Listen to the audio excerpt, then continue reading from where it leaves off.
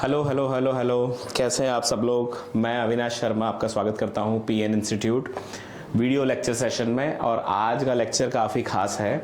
आज हम सॉल्व करने जा रहे हैं 10th सीबीएसई का बेसिक का क्वेश्चन पेपर जो रिसेंटली कंडक्ट हुआ है। और ऐसा काफ़ी मार्केट में चर्चा चल रही है कि बेसिक का पेपर जो है वो स्टैंडर्ड से थोड़ा सा डिफ़िकल्ट आया है। तो हम सॉल्व करेंगे और सॉल्व करके करते जानेंगे पूरे पेपर के बीच में through out. Question wise analysis करेंगे कि कौन सा क्वेश्चन डिफ़िकल्ट है, कौन सा क्वेश्चन ईजी है, कौन सा इस पेपर को बेसिक को डिज़र्व करता था, कौन सा बेसिक को डिज़र्व नहीं करता था, जो नहीं होना चाहिए था। यहाँ पे बेसिक वाले बच्चों के साथ जो हुआ है, अन्याय तो नहीं कह सकते भाई, डिफ़िकल्टी लेवल जो है वो तो बोर्ड की जिम्मेदारी है मेंटेन करना। तो चलिए शुरू करते हैं सेक्शन ए के साथ। सेक्शन ए से हम स्टार्ट करेंगे। ये बेसिक का पेपर है हमारे यहाँ गुजरात रीजन का, और ये हमने लिया है सेट 1 लिया है। इसमें से हमें सेट 1 मिला है, हम जो हम आज डिस्कस करने वाले हैं। जनरली सेट 1, 2, 3 में most of the question same होते हैं, सिर्फ शफल किए जाते हैं।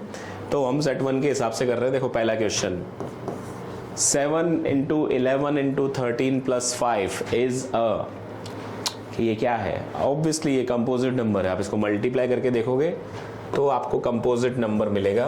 It's a composite number. भाई कंपोजिट नंबर और प्राइम नंबर की क्या डेफिनेशन होती है कि कंपोजिट नंबर जो है उसके 2 या 2 से ज़्यादा फैक्टर होते हैं। सॉरी, 2 नहीं होते, 2 से ज़्यादा फैक्टर होते हैं। प्राइम नंबर होते हैं जिनके 2 फैक्टर होते हैं। तो इसको जब आप मल्टीप्लाई करोगे, ऐड करोगे, सॉल्व करोगे तो आपको मिल जाएगा कि ये एक कंपोजिट नंबर है। सेकेंड क्वेश्चन है, इसमें पूछा है the roots of the quadratic equation are. Solve कर लेते हैं। x² + 9 = 0। तो इसमें a क्या है 1, b क्या है 0। x का कॉफिशिएंट ही नहीं है, x वाली टर्म ही अवेलेबल नहीं है, यानी b 0 और c = 9। तो b² - 4ac को कैलकुलेट करते हैं, क्या आएगा 0 का square -4 × 1 × 9, that is -36। d negative and as d is less than 0, d negative आया तो क्या आएगा not real roots. Option B, no real roots. बहुत से बच्चों को तो देख के पता चल गया होगा कि रियल रूट्स नहीं आने वाले। कैसे पता चल जाता है भाई? देखो x² = क्या होएगा -9, और यहाँ से x की वैल्यू क्या आ जाएगी √9, विच इज़ नॉट पॉसिबल, क्योंकि नेगेटिव नंबर का स्क्वायर रूट नहीं निकलता है। कभी देखा है आपने ऐसा नंबर जिसका स्क्वायर करो तो नेगेटिव आए? स्क्वायर्स तो हमेशा पॉजिटिव ही आते हैं, राइट? तो वहाँ से भी पता चल जाता है। तीसरा देखो, third, the distance between the points -2, 5 and 5, -2। तो डिस्टेंस फॉर्मूला लगा लेते हैं हम। x1 - x2 यानी -2 - 5 का स्क्वायर प्लस y1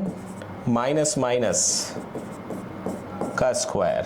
तो ये हो गया 7 का स्क्वायर 49, और यहाँ पे भी 7 का square 49, that is 49 + 49 98, that is 7√2।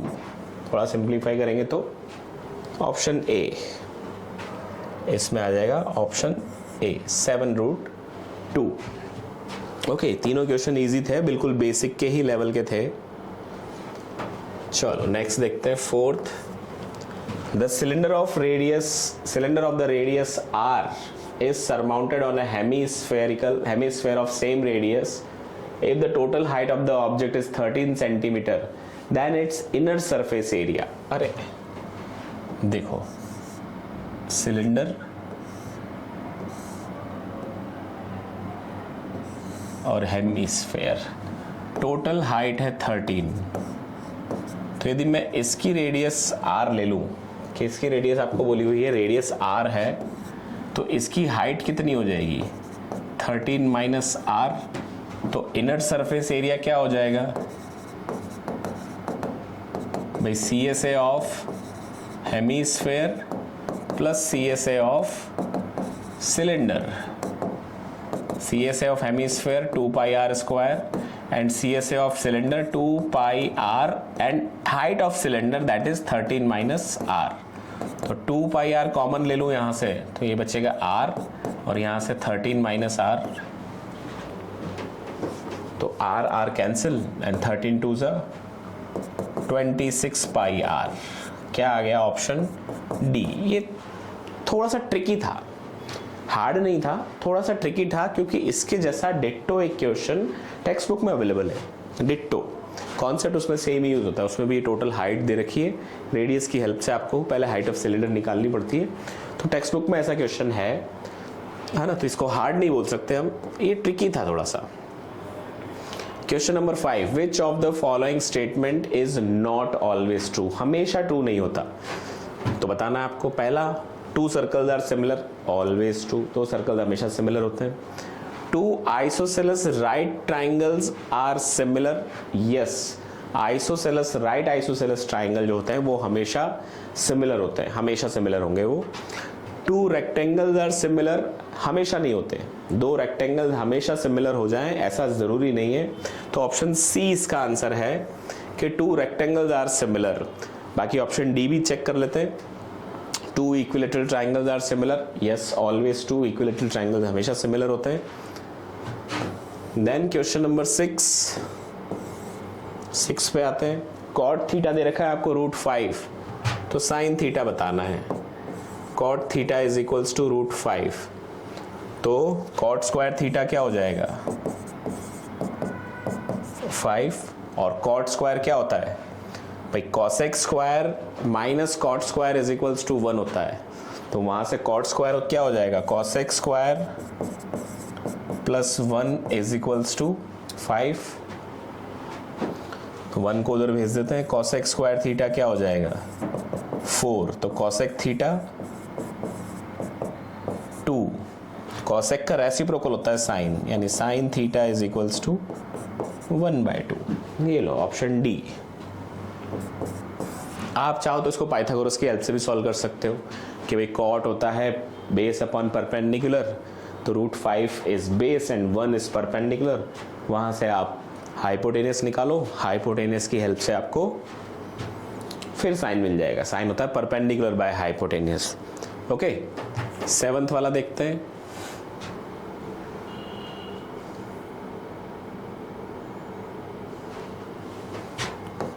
Seventh वाला, a chord QR subtend an angle of 105 degree at center of the circle. The measure of angle RQP.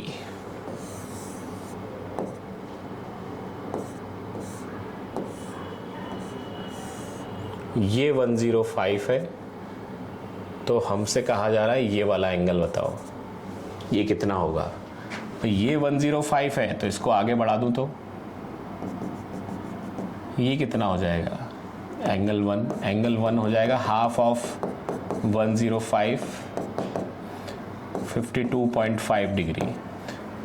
Angle made by say an arc on the center is double than the angle made by same arc on circumference. 9th standard की theorem है circles की. 10th standard में बहुत जगह घिसी जाती है, बहुत जगह काम में ली जाती है. तो ये वाला एंगल इसका हाफ रहता है 52.5. And chapter 10 circles 10th standard में ही आपने पढ़ी होगी अल्टरनेट सेगमेंट थ्योरम कि ये वाला एंगल और ये वाला एंगल बराबर होता है. x is equals to angle 1 that is 52.5. Alternate segment theorem.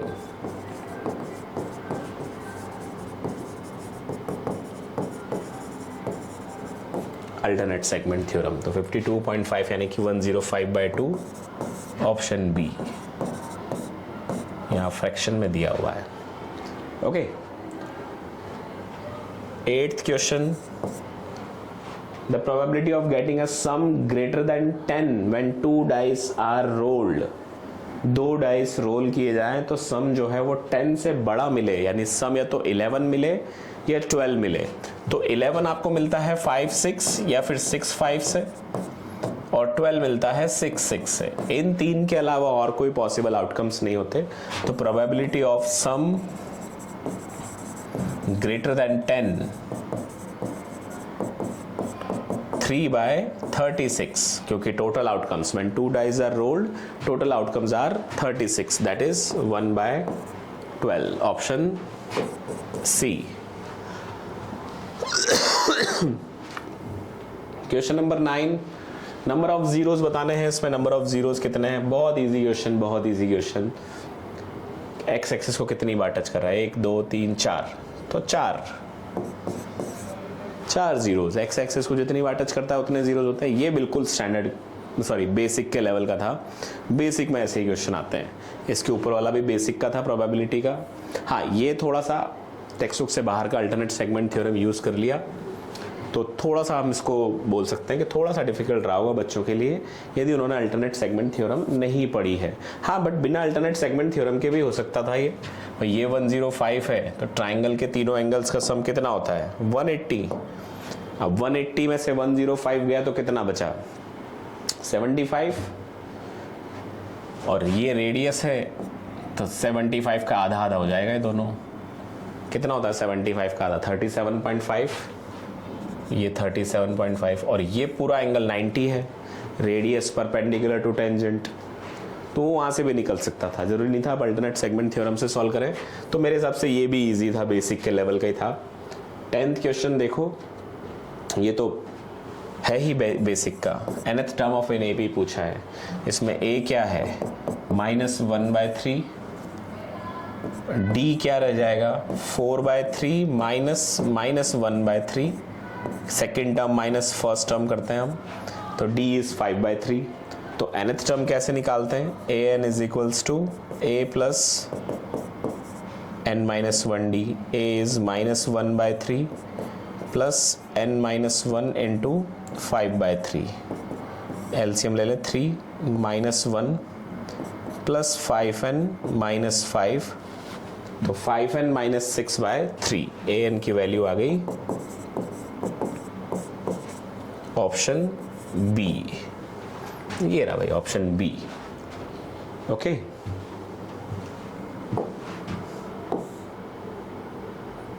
Hmm 11th question देखते हैं। 11th क्वेश्चन में क्या बोला हुआ है? AD/AB is 1:3। ट्राइंगल है और as DE is parallel to BC। तो आप इसमें BPT का जो बड़ा वाला रिजल्ट है, दूसरा जो रिजल्ट है वो यूज कर सकते हो और उसको आप डायरेक्ट बेसिक प्रोपोर्शनलिटी थ्योरम से ही लिख सकते हो कि AD/AB is equals to AE/AC। ठीक है, ये कॉलनरी होता है BPT का ही सबस्टैंडर्ड रिजल्ट है।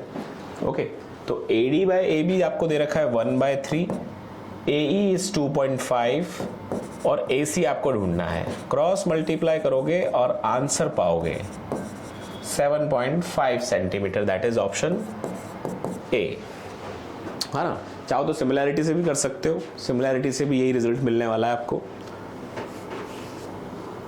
ऑप्शन ए आ गया इसका आंसर। 12th देखो, the value of k for which sum of the zeros of polynomial is 2। Polynomial दे रखा है आपको 3x² minus kx plus 6 and sum of roots दे रखा है 2, यानी सम ऑफ रूट्स यानी कि -b/a is equals to 2, minus b की वैल्यू -k, a की वैल्यू 3, 2, तो k इज इक्वल्स टू क्या आ गया? 6। इजी क्वेश्चन, ये भी इजी क्वेश्चन। 6 यानी कि ऑप्शन डी। ओके, इजी है इसमें, स्टैंड बेसिक, बहुत ज़्यादा डिफिकल्ट नहीं है।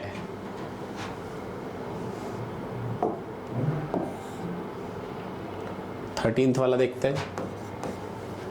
A bag contains some red and some white ball. If a ball is drawn at random from the bag, if the probability of getting a red ball is 2/7, then the probability of white ball, अरे probability of red ball क्या दे रखा है?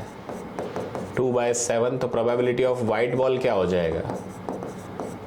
1 minus probability of red ball, क्योंकि दो ही type की balls हैं, दो ही type की बॉल्स हैं आपके पास बैग में, और रेड बॉल निकालने की प्रोबेबिलिटी और वाइट बॉल निकालने की प्रोबेबिलिटी का सम क्या होना चाहिए? 1, है ना। एक रूल है कि sum of all the probabilities of an elementary event is always 1। जितने भी इवेंट्स पॉसिबल हैं सबकी प्रोबेबिलिटीज का सम 1 है। तो यहाँ पे तो 2 ही एलिमेंट्री इवेंट्स हैं, हमारे पास 2 ही इवेंट्स हैं, रेड एंड वाइट। तो 1 - 2/7 इसको सॉल्व करेंगे तो 5/7, ऑप्शन बी।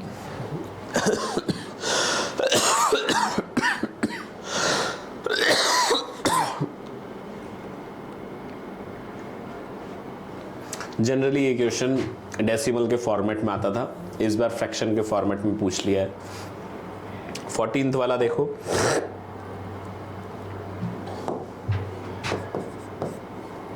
कलर दिखेगा नहीं। 14th वाला देखो, -26 x and 2 are in AP। लो भाई 3 नंबर्स AP में हैं तो x की वैल्यू निकालनी। तो 3 नंबर जब भी AP में होता है ना, तो बीच वाला नंबर जो होता है वो पहले और तीसरे का एवरेज होता है, जिसको हम अर्थमेटिक मीन बोलते हैं, यानी दोनों का सम डिवाइड बाय 2। तो आ जाएगा -24/2, दैट इज -12, ऑप्शन सी। ये अर्थमेटिक मीन का कॉन्सेप्ट है, 10th में पढ़ा दिया जाता है कि 3 नंबर जब AP में हो। इसको आप ऐसे जानते होंगे कि if ABC are in AP then B is equals to A + C/2, ऐसा पढ़ा होगा। ऐसा ABC are in AP then B is equals to A + C/2, right. 15th वाला देखो, PQ is a tangent to a circle at point P on the circle। एक circle है, उसमें कोई पॉइंट है P है और P पे कोई टेंजेंट है। आपसे पूछा है PQ। PQ के parallel the number of tangents which can be drawn to the circle parallel to PQ। PQ के पैरेलल कितनी टेंजेंट्स बनाई जा सकती है? 1, ऑप्शन बी। डायग्राम बनाने के साथ ही क्लियर हो गया।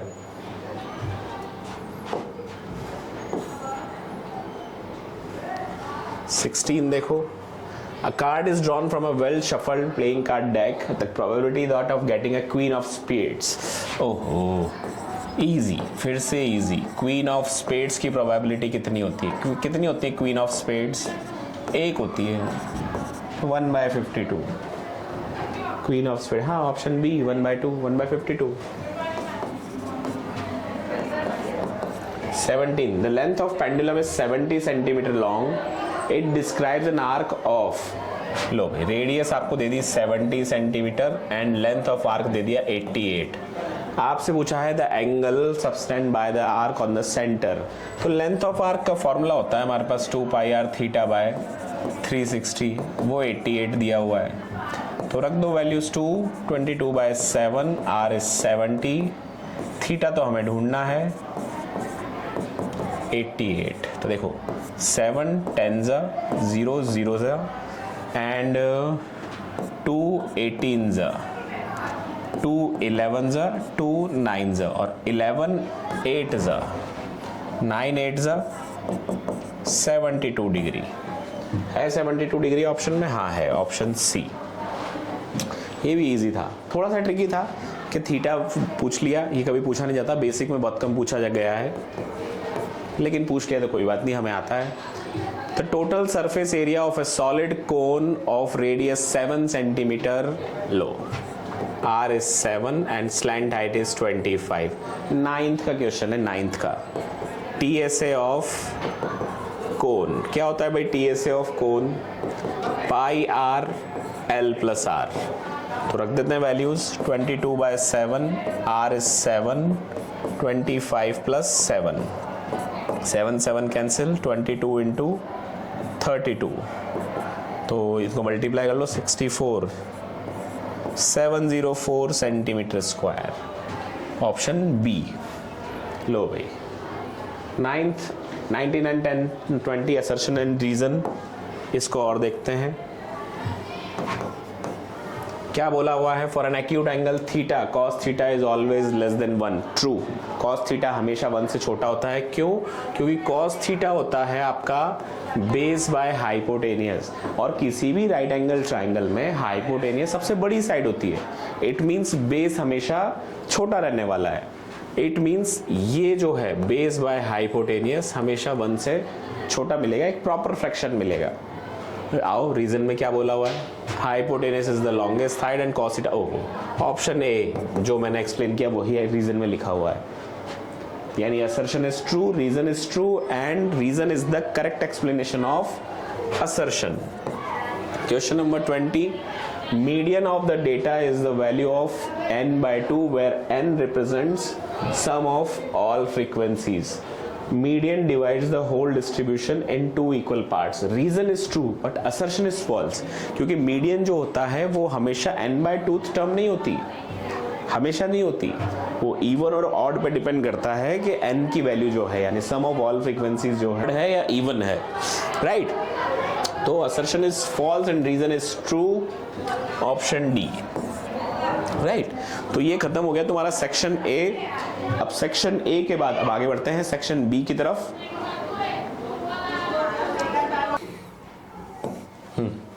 21 का ए, इसने बोला हुआ है sec a is equals to √2,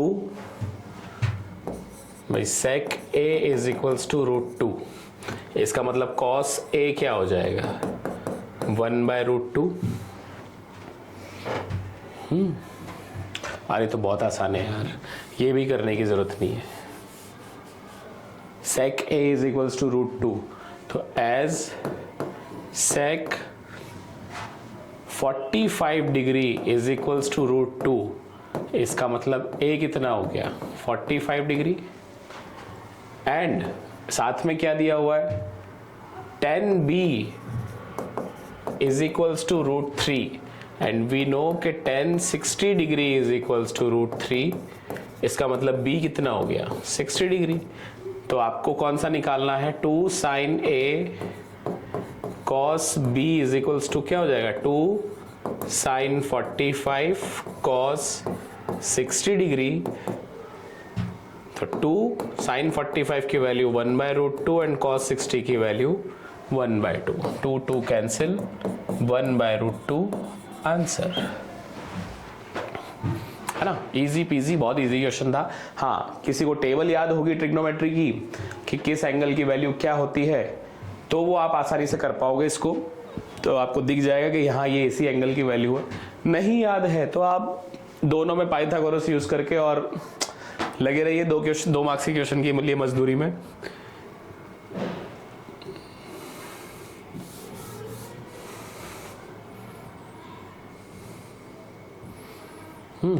चलो 21 का बी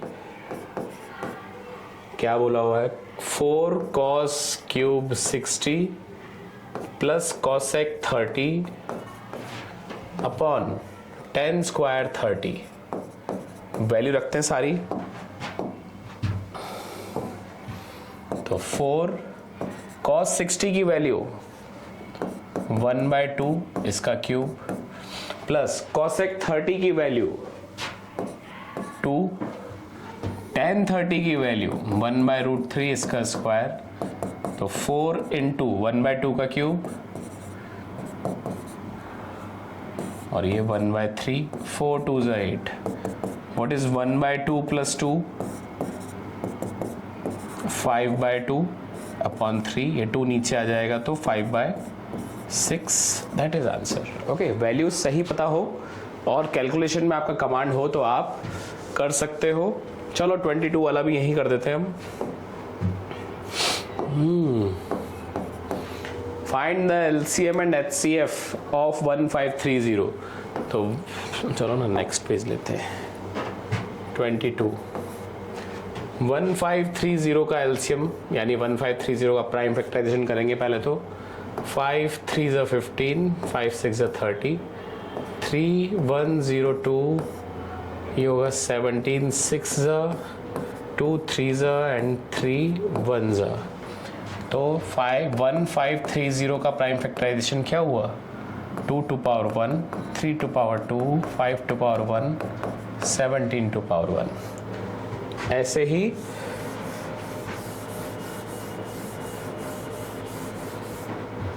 दूसरा नंबर क्या है आपका 2040, उसका प्राइम फैक्टराइजेशन 2 1 0 2 0 17 से कैंसिल कर दूँ, 17 60 और ये होगा तुम्हारा 5 12 3 4 2 2 एंड 2 1 ओके। तो 2040 क्या हो जाएगा, कितने बार 2 आया, 2 to power 3, 3 to power 1, 5 to power 1 and 17 to power 1। तो HCF क्या आएगा, याद रखना HCF के लिए हम मिनिमम पावर लेते हैं, तो 2 to power 1, 3 to power 1, 5 to power 1 and 17 to power 1। तो 51 10 510, 510 is the HCF। And LCM के लिए हम मैक्सिमम पावर लेते हैं, यानी 2 to power 3, 3 to power 2, 5 to power 1 and 17 to power 1। कितना होगा ये, 17 9 1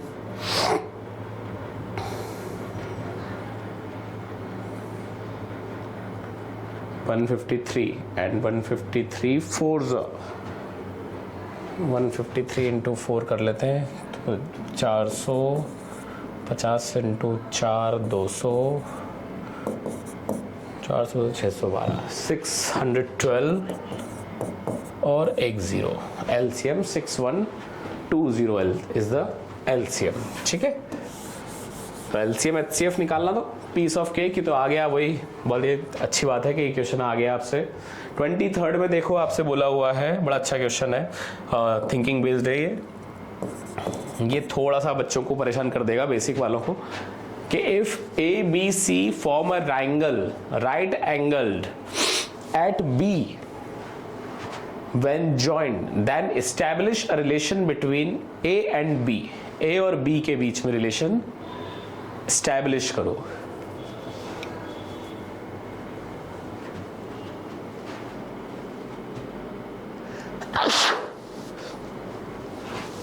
तो आपको क्या करना है, पहले तो उसको ड्रॉ कर लो। काम करना है, नेक्स्ट पेज पे ले लेते हैं। 23rd, right angle at B,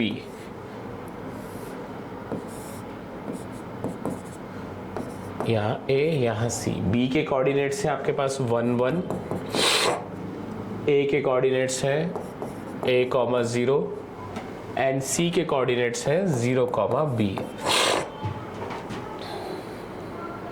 ठीक है, अब क्योंकि राइट एंगल ट्राइंगल है तो पाइथागोरस को फॉलो करेगा। तो पाइथागोरस के लिए हम क्या करें, बाय डिस्टेंस फॉर्मूला। क्या होता है distance formula, x2 minus x1 square plus y2 minus y1 square. हम निकाल रहे हैं पहले a b की वैल्यू, a माइनस 1 का स्क्वायर प्लस 0 माइनस 1 का स्क्वायर। तो थोड़ा सा सिंप्लीफाई कर लेते हैं इसको। हम क्या करेंगे, इसको होल स्क्वायर को नहीं खोलने वाले अभी। -1 का स्क्वायर 1, देन BC निकाल देते हैं। BC की वैल्यू 0 माइनस 1 का स्क्वायर प्लस B माइनस 1 का स्क्वायर। BC कितना हो जाएगा, B माइनस 1 स्क्वायर प्लस 1। ऐसे ही AC कितना हो जाएगा, A minus 0 square plus 0 minus B का स्क्वायर, यानी AC is equals to A square plus B square, है ना। अब क्या करेंगे, हमारे पास तीनों डिस्टेंस आ चुकी है। AB आ गया है, BC आ गया है एंड AC आ गया है। अब हमें इनमें रिलेशन सेटअप करना है। तो बाय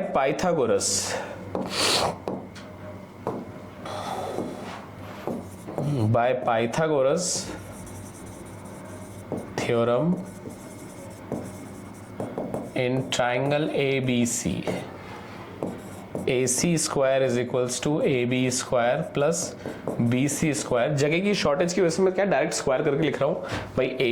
AC का स्क्वायर क्या हो जाएगा, A square plus B square. AB का स्क्वायर क्या हो जाएगा, इसका स्क्वायर रूट हटा दो बस। तो A माइनस 1 का whole square, A square minus 2A plus 1, और साथ में एक प्लस 1 भी है। साथ ही साथ BC का square, B square minus 2b plus 1 plus 1।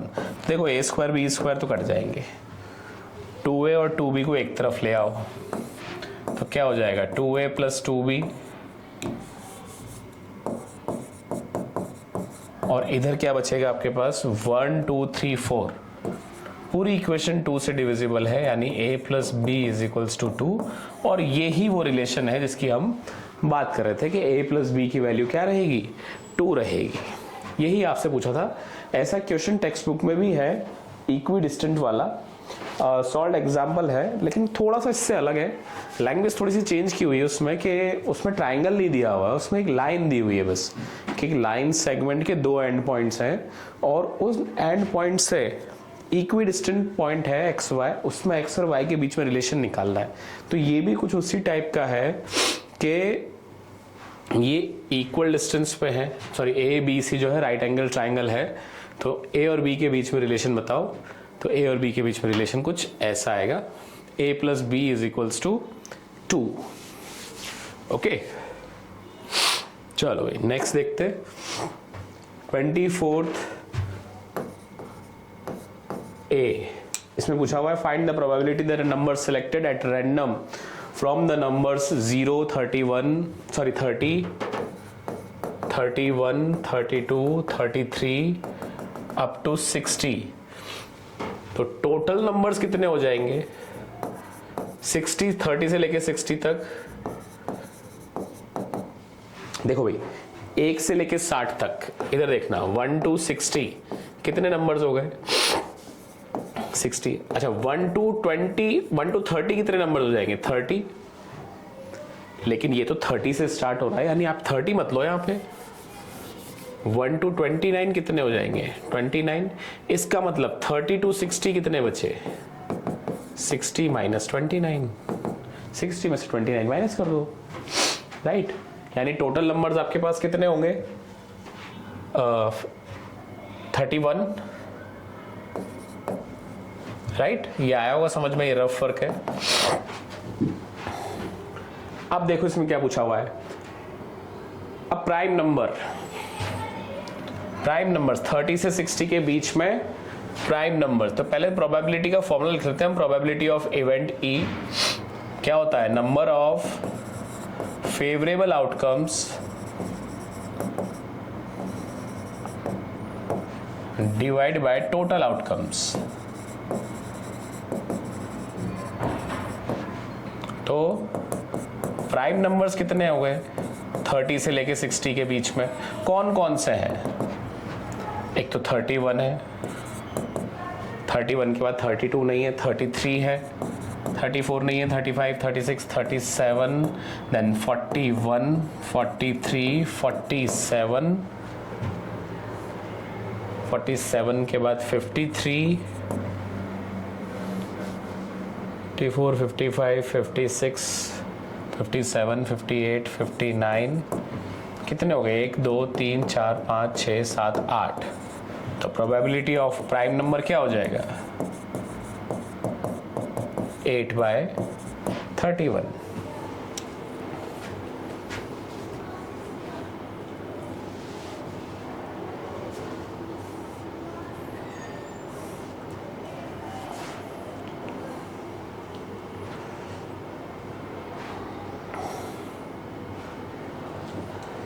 $59। And second इसमें पूछा है a multiple of 6। Multiple of 6 कौन कौन से होते हैं 30, और 30 के बाद 6 ऐड करते जाओ, 36 42 48 54 एंड 60 कितने हो गए 6। तो probability of multiple of 6 is 6/31। Probability का क्वेश्चन ये थोड़ा इजी रहा सेकंड वाला, है ना। इसका बी वाला जो है वो थोड़ा सा ट्रिकी है, इसका बी वाला जो पार्ट है वो थोड़ा सा ट्रिकी है, वो देखना 24 का बी।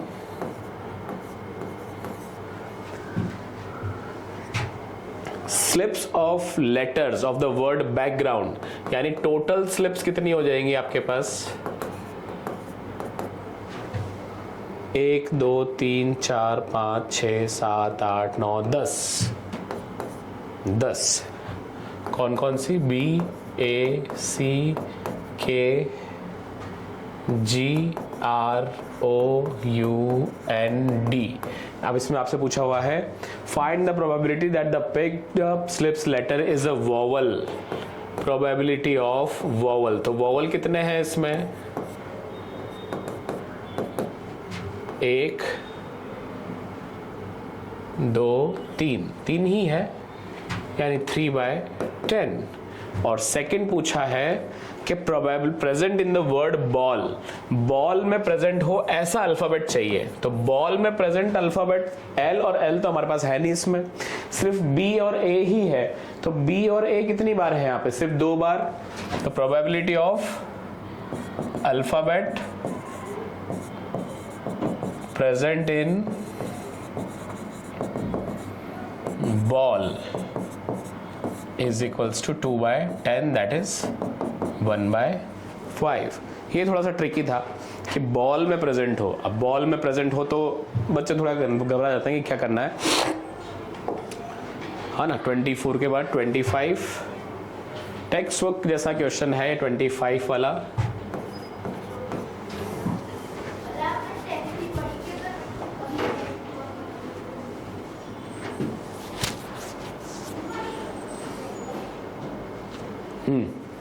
देखो, AB is parallel to CD and OB is equals to thrice of OD. CD is equals to 1.8, then find the length AB। आप क्या करो, इन दोनों ट्राइंगल्स को कॉन्ग्रुएंट प्रूव कर दो।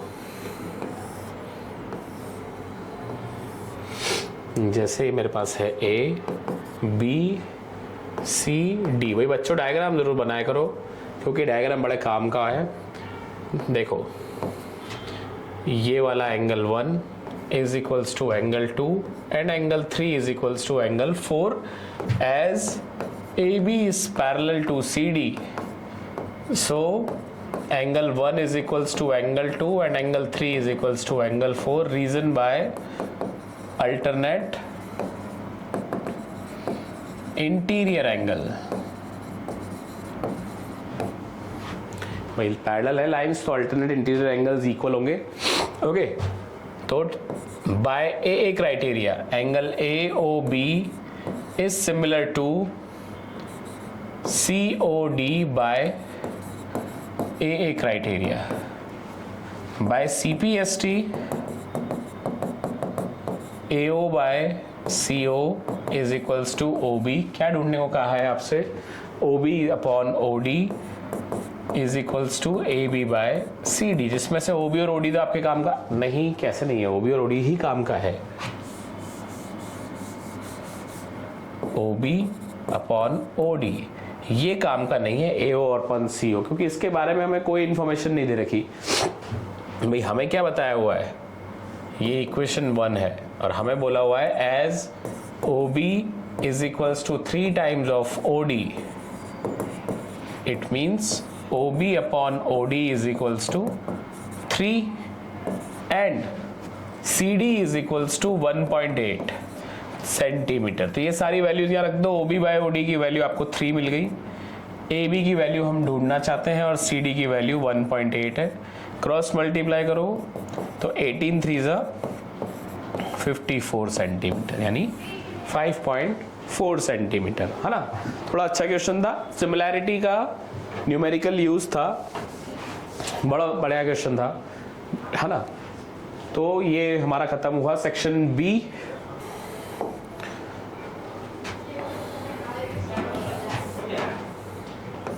Section C question number 26। भाई ये तो आप खुद से करेंगे। Section C √2 is an irrational number, ये करवाने की जरूरत नहीं है, ये ऑलरेडी अच्छे से एक्सप्लेन किया हुआ है, थ्योरम है टेक्स्ट बुक में।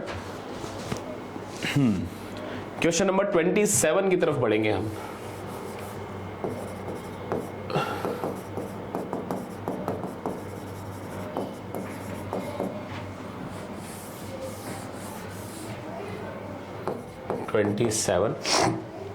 देखो भाई ये बड़ा अच्छा क्वेश्चन है, मजेदार क्वेश्चन है, तो मजा आएगा इसमें।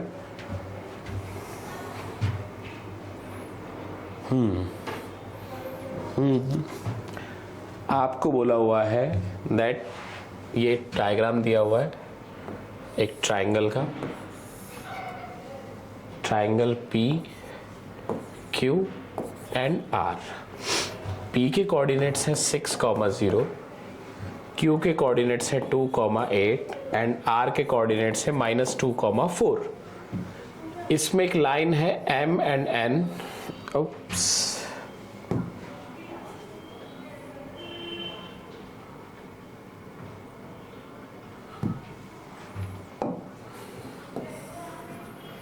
M एंड N और ये दोनों लाइंस पैरेलल है। यूजिंग डिस्टेंस फॉर्मूला आपको बोला हुआ है as PM upon MQ is equals to 1/3 and MN is parallel to QR। तो आपको बताना है, गिवन में है ये सब आपको, और टू प्रूव में आएगा that Mn upon QR is equals to 1/4। चलो भाई इसको प्रूव करते हैं, बड़ा अच्छा क्वेश्चन है। तो हम क्या करते हैं, PM और MQ के डिस्टेंस निकाल लेते हैं, है ना। और डिस्टेंस निकालने की भी जरूरत नहीं है, डिस्टेंस फॉर्मूला से, using distance formula and ratio formula, दोनों फॉर्मूला से आपको बताना है कि Mn और QR का रेशियो 1:4 है। तो भाई देखो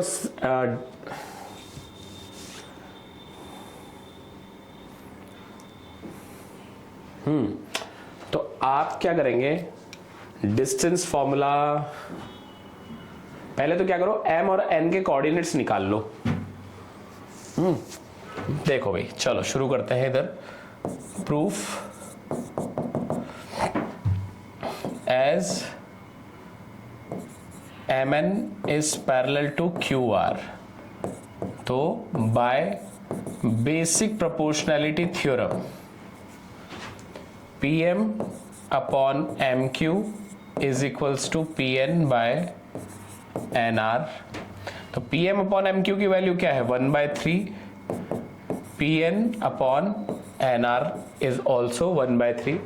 It means so M divides PQ in 1:3 ratio. M जो है वो PQ को 1:3 के रेशियो में डिवाइड करता है। तो हम क्या करेंगे, M के कोऑर्डिनेट्स निकाल लेंगे पहले। तो M के कोऑर्डिनेट्स कैसे निकालेंगे हम, सेक्शन फॉर्मूला की हेल्प से। तो मैं बना लेता हूं इधर भाई, P के कोऑर्डिनेट्स क्या है हमारे पास 6,0 और Q के कोऑर्डिनेट्स क्या है 2,8 और यहाँ M है, तो M और इसको रेशियो है 1:3। तो सेक्शन फॉर्मूला क्या होता है,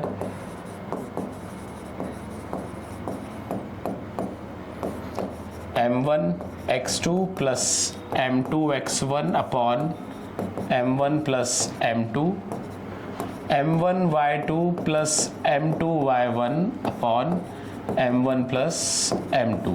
तो ये आपके पास x1 y1, ये x2 y2, ये M1 M2। तो ये M के कोऑर्डिनेट्स आएंगे, M1 x2 1 into 2, M2 x1 3 into 6 upon M1 plus M2।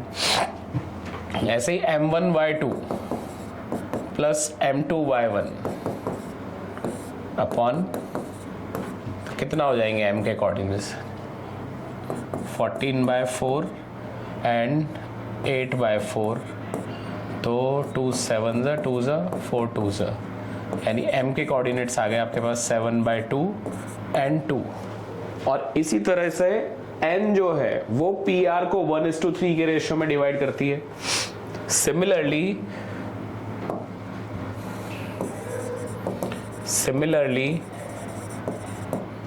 N divides PR in 1:3। तो उसके कोऑर्डिनेट्स भी निकालेंगे हम। तो P के कोऑर्डिनेट्स, R के कोऑर्डिनेट्स 6,0 एंड R के कोऑर्डिनेट्स -2,4 और यहाँ है n के कोऑर्डिनेट्स। यही फॉर्मूला यूज कर रहा हूं मैं।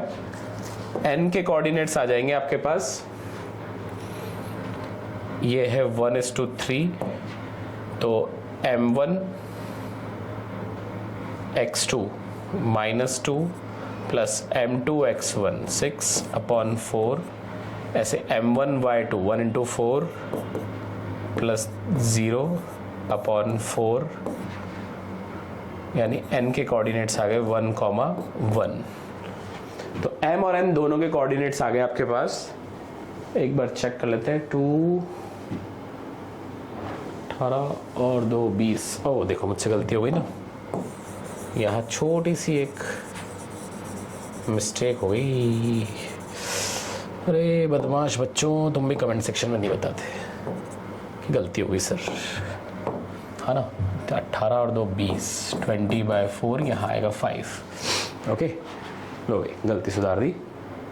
अब आपको क्या करना है, अब आपको mn और qr निकालना है। तो हम क्या करेंगे, एक और पेज लेंगे। तो देखो डायग्राम बनाते हैं दोबारा। P Q R, P के कोऑर्डिनेट्स हैं 6,0, Q के कोऑर्डिनेट्स हैं 2,8, R के कोऑर्डिनेट्स हैं -2,4, M के कोऑर्डिनेट्स हैं, क्या आए थे M के कोऑर्डिनेट्स, 5,2 एंड 1,1, 5,2 एंड 1,1। तो आप सबसे पहले तो डिस्टेंस फॉर्मूला लिखेंगे। डिस्टेंस फॉर्मूला क्या होता है, square root of x2 minus x1 का square plus y2 minus y1 का स्क्वायर। तो इसकी हेल्प से आप mn की डिस्टेंस निकालेंगे। पहले तो क्या हो जाएगा, 5 माइनस 1 का स्क्वायर प्लस 2 माइनस 1 का स्क्वायर। तो 5 माइनस 1 4, 4 का स्क्वायर 16 प्लस 1 17। ऐसे QR निकालेंगे तो 2 प्लस 2,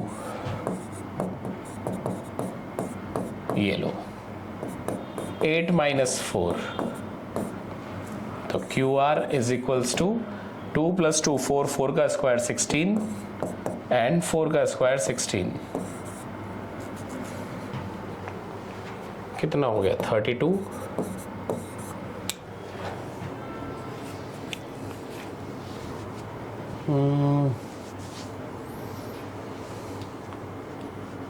आठ में से 4 गए, 4 10 12 16।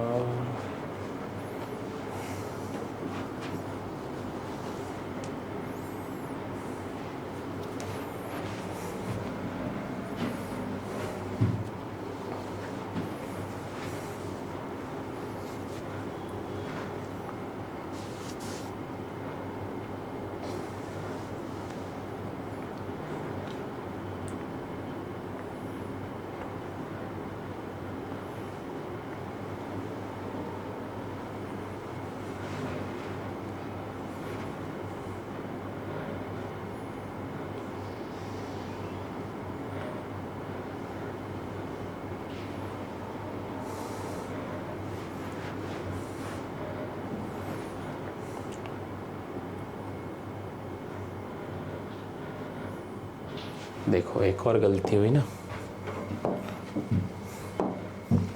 m1 x2 1 into -2 plus m2 x1 18 आएगा यहाँ पे।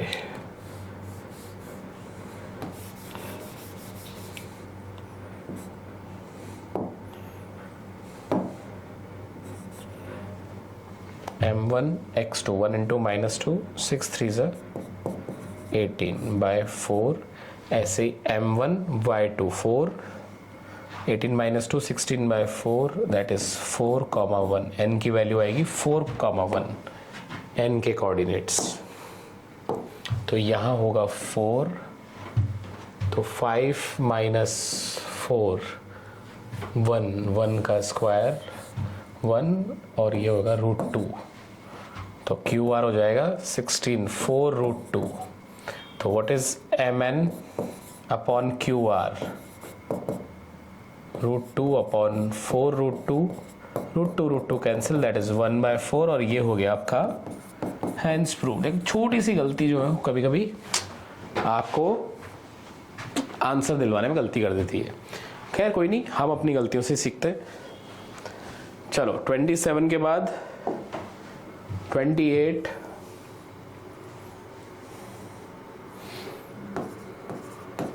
in an AP it is given that A is equals to D, sorry A is equals to 2, D is equals to 8 and SN is equals to 90। तो कुछ भी नहीं, इसमें तो direct आप SN का फॉर्मूला लगाओ, n/2 2A plus n-1D, value रखेंगे 90, n/2, n ही तो ढूंढने को कहा जा रहा है, A की जगह 2, n-1, D की जगह 8, तो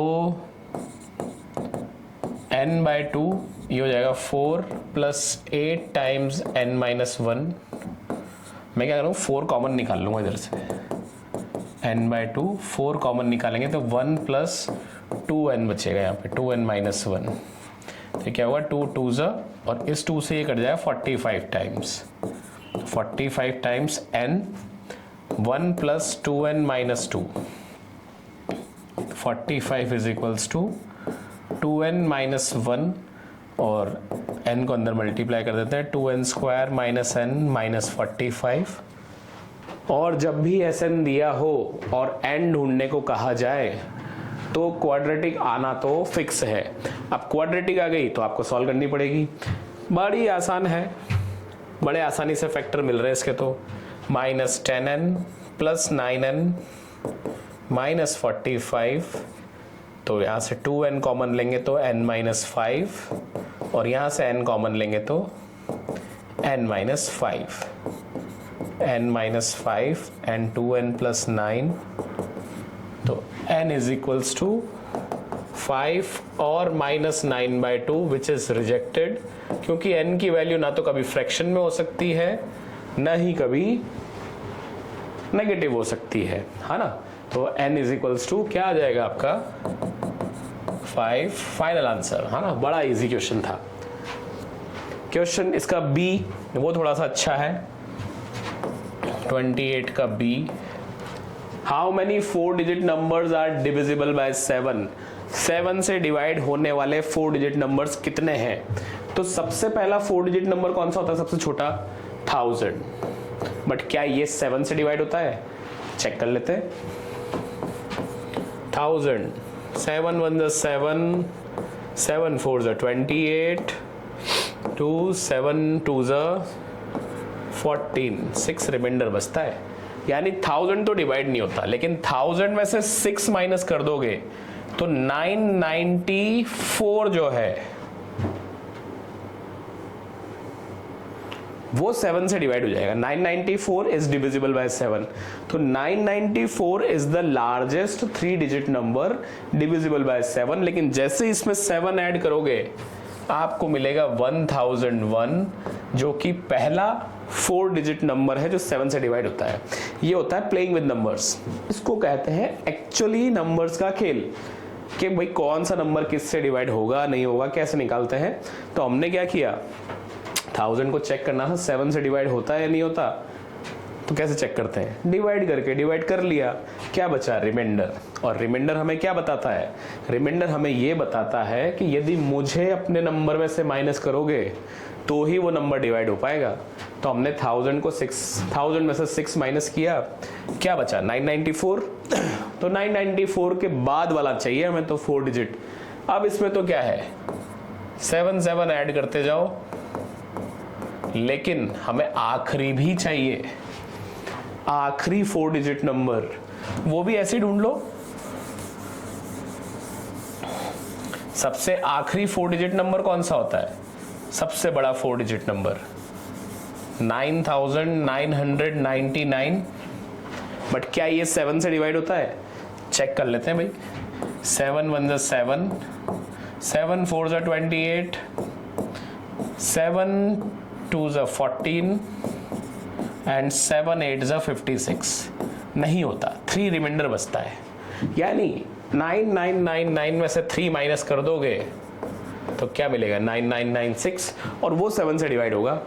अब हमें एक एपी मिल चुकी है जिसकी फर्स्ट टर्म हमें पता है लास्ट टर्म हमें पता है और कॉमन डिफरेंस हमें पता है, बस हमें ये बताना है कितनी टर्म्स है।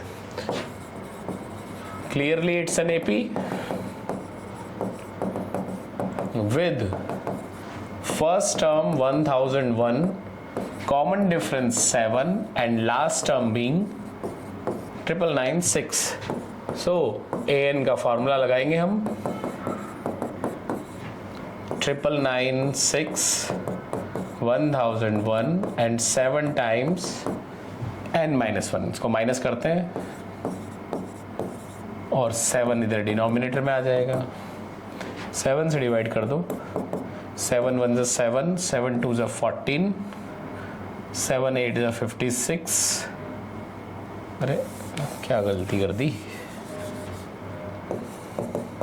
7 1 7, 1 इधर गया तो 7 2 14,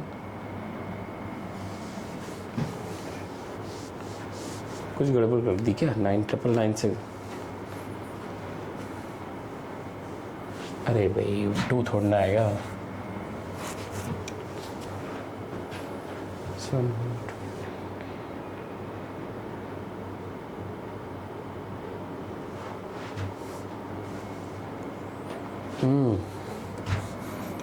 अरे यार यहाँ तो 5 आएगा ना, सब्ट्रैक्ट करेंगे 6 - 5। 7 1 7, 1 इधर गया, 7 2 14, 7 8 56 एंड 7 5। 1 को उधर भेजोगे तो 1286। सो there are 1286 4-digit numbers divisible by 7, जो 7 से डिवाइड होते हैं। ठीक है, ये भी इजी था। 29 टेक्स्ट बुक का क्वेश्चन, बड़ा इजी है। LHS से ही हम सॉल्व कर लेते हैं।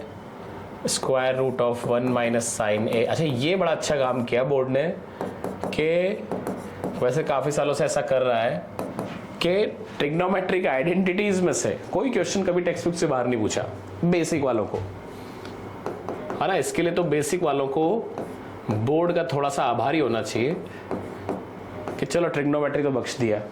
और भले ही उन्होंने कोऑर्डिनेट ज्योमेट्री को ट्राइंगल्स के साथ एम्बेड करके क्वेश्चन बना दिया, पूछ लिया, जो कि बेसिक वालों के लिए सच में डिफिकल्ट था। थोड़ा सा हो सकता है, थोड़ा सा किसी बेसिक वाले को डिफिकल्ट लगाओ, किसी बेसिक वाले को इजी लगाओ। भाई डिफिकल्ट और इजी ऐसी दो चीज़ें हैं जिनको आप क्लेम नहीं कर सकते कि ये इजी था या ये डिफिकल्ट था, क्योंकि किसी एक के लिए इजी दूसरे के लिए डिफिकल्ट हो सकता है, या किसी एक के लिए डिफिकल्ट दूसरे के लिए सुपर इजी हो सकता है। ओके, तो हमने इसको रेशनलाइज कर दिया है। ऊपर बनेगा हमारे पास 1 माइनस साइन ए का होल स्क्वायर और नीचे a plus B A minus B, यानी A square minus B square. तो 1 माइनस साइन ए का whole square and what is 1 minus sine square A, cos square है। अब आपके पास दोनों परफेक्ट स्क्वायर है तो स्क्वायर रूट हट जाएगा 1 minus sine A by cos A. ठीक है, तो ये हो गया तुम्हारा खत्म। कैसे खत्म, बताओ बताओ कैसे खत्म हुआ। 1 माइनस साइन ए अपॉन, इसको आप अलग अलग करोगे तो 1 upon cos A sec A minus sine A by cos A tan A. ये LHS आया। RHS को भी चाहो तो सॉल्व कर लो। RHS में क्या है, 1 upon sec a, that is 1 by cos a, and 1 upon sin a upon, या फिर ऐसा करो ना, इसको सॉल्व मत करो, इसको रेशनलाइज कर लो तो जल्दी आ जाएगा। sec a प्लस 10a है ना, इसको रेशनलाइज कर दो, sec a माइनस 10a से upon sec a minus 10a से। तो ऊपर न्यूमरेटर में तो आ जाएगा sec a माइनस 10a और a plus B A minus B, sec square a minus 10 square a, जो कि होती है आइडेंटिटी। तो LHS is equals to verified, है ना। दोनों बराबर आ गए। टेक्स्ट बुक का ही क्वेश्चन है। वैसे आप इसको 1 प्लस साइन ए से ही यदि रैशनलाइज करते हैं ना, यहाँ पे हमने साइन चेंज करके रैशनलाइज किया है, साइन चेंज करने की जगह यदि आप प्लस से रैशनलाइज करते हैं तो आपको सीधे आंसर मिल जाता। हाँ, इसको लिखना हो तो लिख लो। देखो मैं आपको बताता हूँ तुरंत कि कैसे। मैं सिर्फ ये वाला पार्ट मिटा रहा हूँ।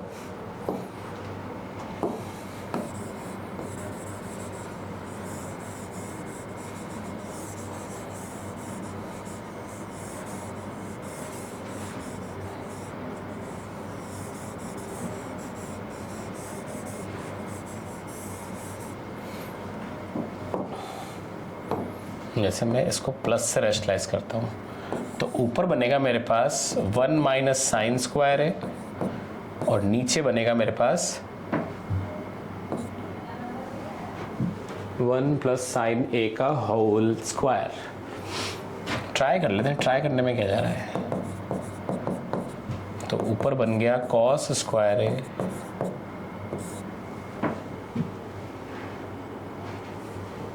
और नीचे 1 प्लस साइन ए का होल स्क्वायर स्क्वायर रूट में, तो cos A upon 1 plus sign ए, और ये कॉस ए को इधर डिनोमिनेटर में लिया हो, 1 प्लस साइन ए ऐसे लिख सकते हैं ना इसमें। अब कॉस को आप जैसे ही सेपरेट करोगे तो 1 upon cos sec A and sine A upon cos ten A, hence proved. Direct हो जाता है, आप डायरेक्ट कर सकते हो डायरेक्ट, है ना। आपको LHS RHS अलग अलग सॉल्व नहीं करना चाहते हो तो थोड़ा सा वीडियो में बैकवर्ड जाइए।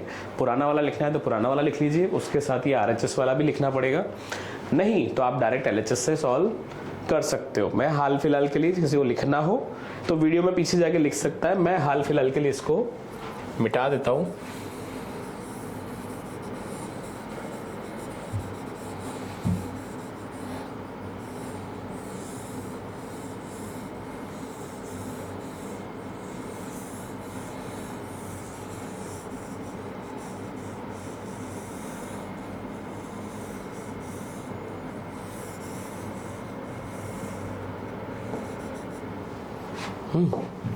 चलो नेक्स्ट क्वेश्चन 30। बड़ा इजी कि भाई एक पॉलिनोमियल है px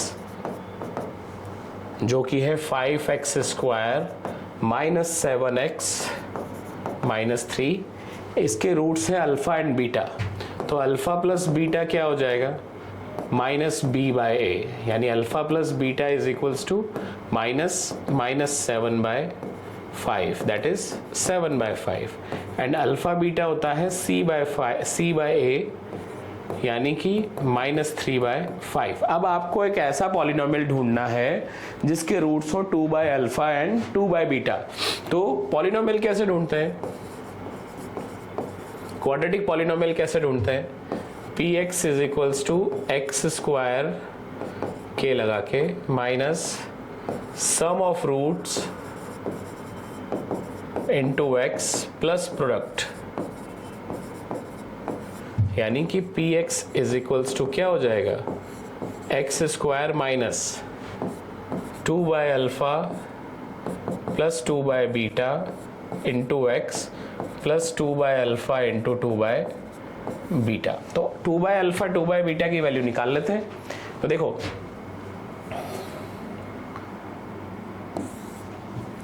2 by alpha plus 2 by beta क्या हो जाएगा, यदि मैं अल्फा बीटा एलसीएम ले लूं तो ये हो जाएगा 2 अल्फा प्लस 2 बीटा, यानी 2 कॉमन लेना पड़ेगा मुझे, वैल्यू रख देते हैं 2 इंटू अल्फा प्लस बीटा की value 7 by 5 and alpha beta की वैल्यू माइनस 3 बाय 5, 5 कैंसिल, 7 2 ज़ा 14, यानी 2 by alpha plus 2 by beta की वैल्यू माइनस 14 बाय 3। ऐसे 2 by alpha into 2 by beta की वैल्यू, थोड़ा नीचे लिख देते हैं इसको, 2 by alpha into 2 by beta की वैल्यू 4 बाय अल्फ़ा बीटा, तो 4 अपॉन अल्फ़ा बीटा की वैल्यू -3 बाय 5 ऊपर चला जाएगा तो -20/3। बस ये वैल्यूज़ आप यहाँ रखो और आपका रिक्वायर्ड पॉलिनोमियल आ जाएगा। x square minus minus plus 14/3x और ये -20/3, यही आंसर है ना। थोड़ा सा ट्रिकी था ये, बेसिक वालों को इस टाइप का क्वेश्चन पहली बार पूछा है, इससे पहले कभी नहीं पूछा गया, लेकिन आई होप आपने स्कूल की प्रैक्टिस टाइम में किया होगा, क्योंकि स्कूल्स में तो ये सब करवाते ही हैं। 30 का B, find the roots and verify the relation between coefficients and zeros, ये भी आपको खुद से करना है। 31 देखेंगे हम। Chord AB of a circle subtend an angle of 120 degree at the center O of the circle. Find the length of arc AB. Length of arc निकालना है।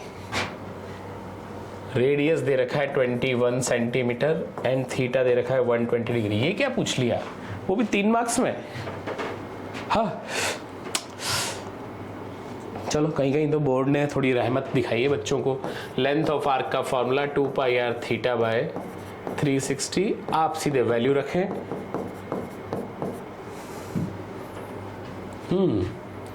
आर की वैल्यू 21, मेरी आंखें धोखा तो नहीं खा रही। 3 मार्क में पूरा पेपर इतना डिफिकल्ट पूछने के बाद 120 3 एंड 3 वो भी इतने इजी कैलकुलेशन के साथ। लो भाई 44 centimetre length of arc is 44 centimetre. ठीक है, तो ये चलो कहीं कहीं बोर्ड ने थोड़ी सी रहमत दिखाई आपको। और इसी के साथ सेक्शन सी खत्म। सेक्शन डी की तरफ बढ़ेंगे अब। Next is section D, 5 markers, और पहला ही क्वेश्चन 6 मार दिया बोर्ड ने। तभी मैं सोचूं ये क्या हो रहा है। ए पे है 90 डिग्री और ए से डी है परपेंडिकुलर, तो ये हो जाएगा सी, इधर ले लेता हूँ बी, और ये भी है 90 डिग्री। गिवन में है आपको that in figure angle A is 90 degree and A D is perpendicular to B C. और टू प्रूव में बहुत सारी चीज़ें हैं। थोड़ी देर के लिए हमने ये लाइन हटाई थी, तो इसमें लिया था in triangle A B C let angle C is equals to theta. इसको मैंने थीटा लिया था, तो एंगल बी हो जाएगा आपका 90 माइनस थीटा। और फिर हमने क्या किया, इस लाइन को फिर से बना दिया। और अब हम बात कर रहे थे ऊपर वाले ट्राइंगल की। In triangle A C D यदि एंगल सी थीटा है and angle C D A 90 है, इस ट्राइंगल की बात कर रहे हैं हम, तो ये वाला एंगल कितना हो जाएगा, ये थीटा, ये 90, तो ये 90 माइनस थीटा, यानी angle C A D is 90 minus theta. और इसी तरीके से यदि in triangle A B D की बात करूं, तो एंगल बी जो है वो 90 माइनस थीटा है, angle A D B is 90, तो angle D A B is theta, यानी ये वाला एंगल थीटा हो जाएगा। इस ट्राइंगल की बात कर रहे हैं हम। और दोनों को मिला के फटाफट से हम लिख देते हैं कि by A criteria triangle DBA is similar to triangle DAC। लो भाई, अब आया ना समझ, अब सब कुछ क्लियर है, सारे CPST फॉर्मेट बन चुके हैं। और इसी से आप जब इसका corresponding part of similar triangle लिखते हो, तो DB अपॉन DA, DB के साथ DA, BA के साथ AC और DA के साथ DC, इसको क्रॉस मल्टीप्लाई करोगे तो इसकी जरूरत नहीं है, D A square is equals to D B into D C. लो भाई, पहली चीज तो प्रूव हो गई। और इसी की हेल्प से आगे बढ़ते हैं कि as D A square is equals to D B into D C, तो डी बी की वैल्यू क्या है 9 और डी सी की वैल्यू 16, तो डी ए स्क्वायर, तो डी ए कितना हो जाएगा 144, तो डी ए इज 12 सेंटीमीटर। तो area of triangle A B C half into B C into A D, hypotenuse sorry half into base into height. B C की value हमें दे रखी है C D plus D B यानी 9 plus 16 और A D की value अभी हमने निकाल दी 12, 2 6 12, 25 into 6 that is 150 centimetre square. Okay, बड़ा अच्छा क्वेश्चन था ये, उम्मीद नहीं थी बेसिक वालों को पूछा जाएगा कभी, पर बेसिक वालों को एज जो अफवाहें चल रही है मार्केट में कि बेसिक का पेपर डिफिकल्ट था, तो हाँ भाई कह सकते हैं डिफिकल्ट था। मैं ये नहीं कहूँगा कि बेसिक का पेपर डिफिकल्ट था, बेसिक का पेपर था टेक्स्ट बुक से, है ना, बस आपको थोड़ी सी कॉन्सेप्चुअल अंडरस्टैंडिंग की जरूरत थी कि ऐसा कुछ भी पूछा जा सकता है। हाँ, 2-4 क्वेश्चन तो ऐसे डाले हैं कि बेसिक वालों को भी थोड़ा सा तकलीफ रहेगी, सही है ना। अब मैं ऐसा नहीं कहना चाहिए कि भाई बेसिक वाले कि भाई बेसिक तो हमने लिया ही इसलिए क्योंकि हमें आगे मैथ्स नहीं पढ़ना। भाई ऐसा तुम्हें लगता है कि तुम्हें मैथ्स नहीं पढ़ना, बट मैथ्स तुम्हारा पीछा कभी नहीं छोड़ने वाला।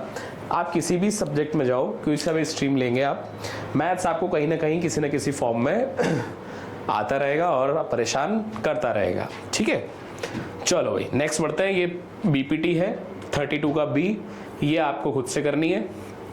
देखो 33, अब सब कह रहे हैं कि पेपर डिफिकल्ट था, पेपर डिफिकल्ट था। 33 देखो, क्वेश्चन नंबर 33 देखो जरा कितना इजी है, सीधा टेक्स्ट बुक से एज इट इज पूछ लिया। Two poles of equal heights are standing opposite to each other on either side of the road, sorry 80 metre road पे दो पोल्स खड़े हैं, दोनों की हाइट बराबर है h, बीच में कोई पॉइंट है, एग्जैक्ट बीच में नहीं है, यहाँ से दोनों पोल्स के टॉप को देखा जाता है, तो एंगल ऑफ एलिवेशन 60 एंड 30 आता है। आपको बताना है height of the poles and the distance, तो मैं इस डिस्टेंस को ले लेता हूँ x, इसको ले लेते हैं 80 माइनस x, ट्राइंगल के नाम दे देते हैं ए बी सी डी ई। तो in triangle A B C, A B upon B C is equals to 1060, यानी h upon x is equals to √3, h is equals to √3x, that is first equation. And in triangle EDC, ED upon CD is equals to again 1030, ED की value h, CD की value 80 minus x 1/√3, तो √3h is equals to 80 minus x। h की value रख देते हैं equation 1 से, 80 minus x, तो ये हो जाएगा 3x is equals to 80 minus x, 4x is equals to 80, यानी x is equals to 20 metre, यानी डिस्टेंस जो है वो कितनी है 20 metre. Distance of point of observation is 20 metre and 80 minus 20 60 meter from both the poles, and height of poles √3x, ये रही ना, height of pole is √3x, यानी 20 √3 meters। ये लो भाई, टेक्स्ट बुक का बैठा क्वेश्चन है as it is. Okay 34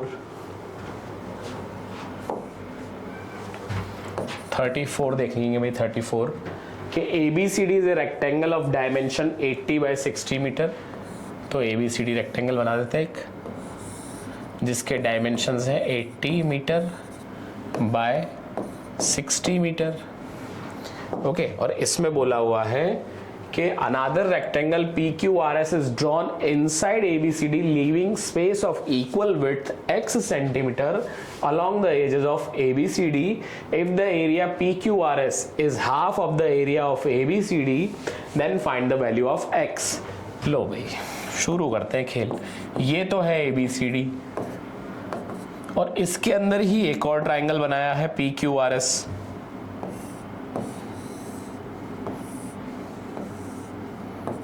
PQRS, तो ये डिस्टेंस कितनी हो जाएगी भाई? ये आपको बोला हुआ है x, तो यहां भी x, तो 80 माइनस 2x, तो इसकी लेंथ हो जाएगी। अच्छा, इसकी ब्रेड्थ कितनी हो जाएगी? 60 माइनस 2x, क्योंकि यहां से भी x है और यहां से भी x। तो बताओ area of ABCD 60 into 80, that is 4800 meter square, and area of PQRS 80 minus 2x into 60 minus 2x। इसको मल्टीप्लाई कर देते हैं। 8 6 4800, 82 160x, 120x plus 4x square, तो ये हो जाएगा 4x square minus 280x plus 4800। अब आपसे बोला हुआ है कि PQRS का area of ABCD, PQRS is half of, यानी area of PQRS is equals to half of area of ABCD।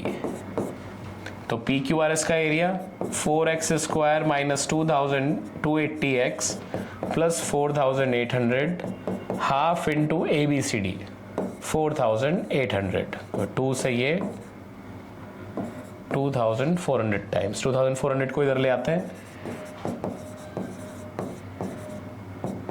4800 minus 2400, ये लो भाई पूरी इक्वेशन 4 से डिविजिबल है।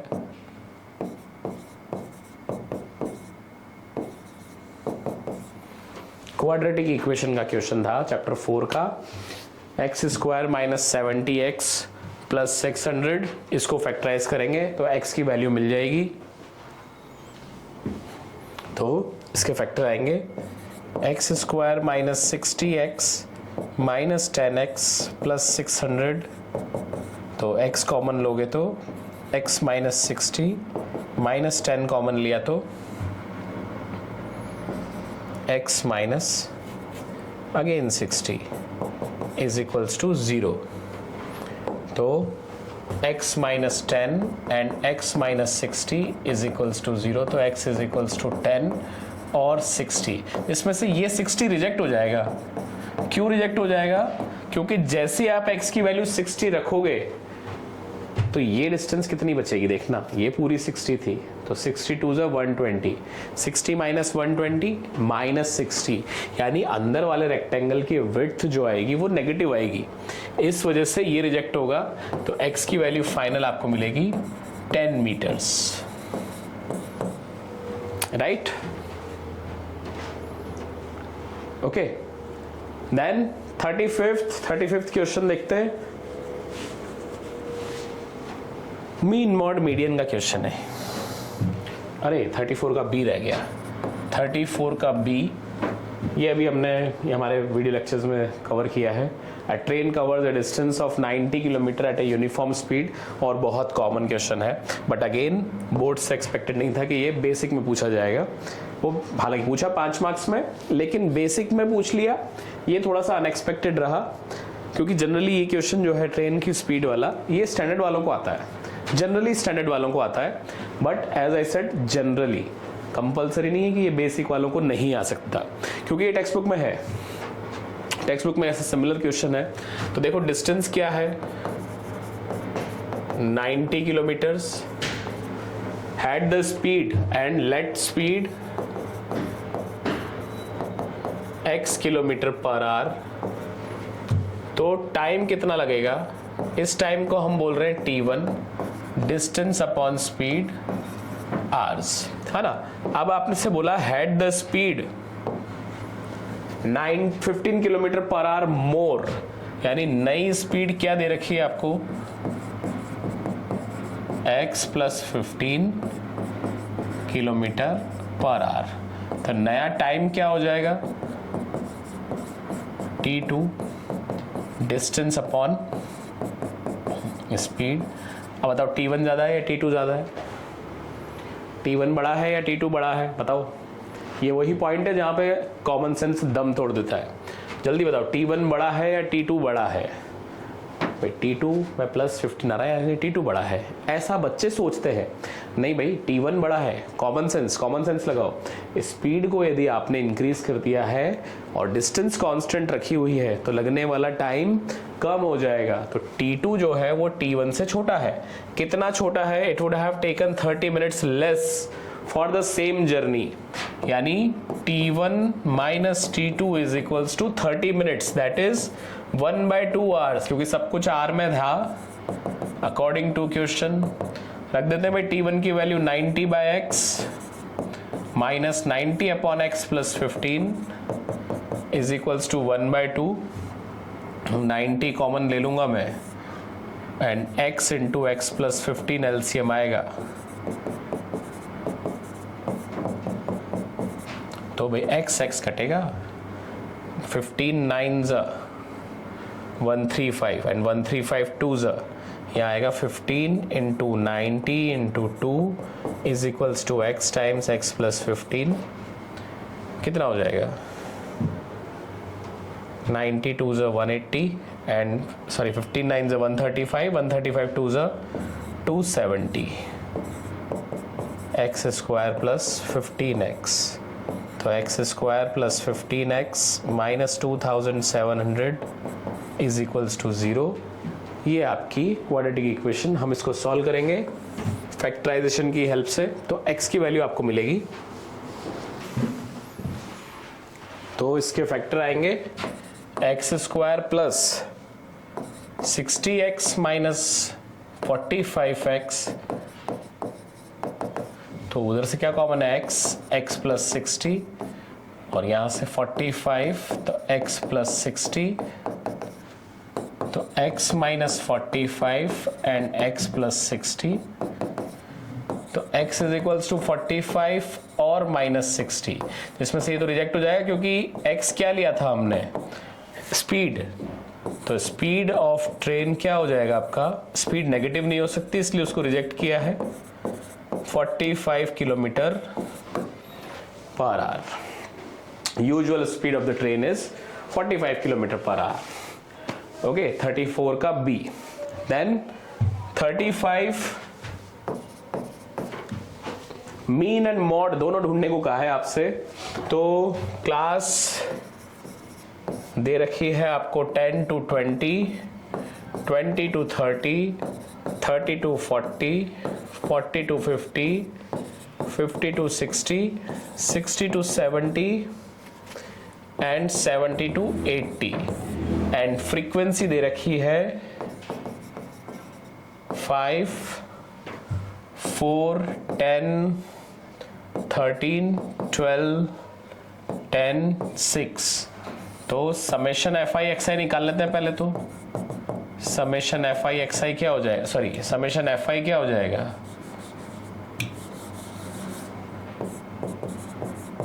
इन सब का सम नहीं दिया हुआ है क्वेश्चन में, तो हमें निकालना पड़ेगा। कितना हो जाए, 5 और 4 9 और 3 12 और 2 15 और 6 21, 1 2 3 4 2 6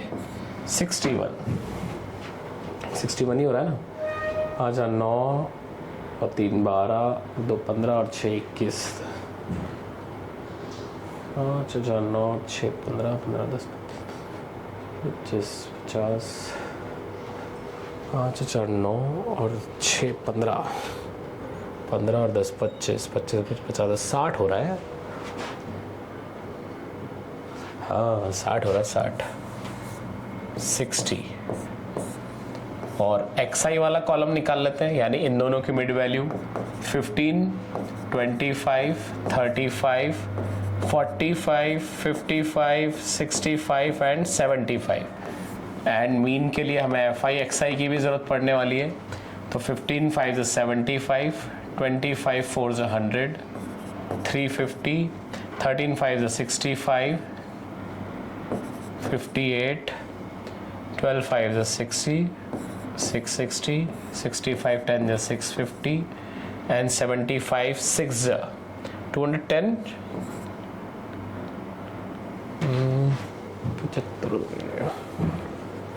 450। तो समेशन एफ आई एक्स आई हो जाएगा आपका 5 और 5 10,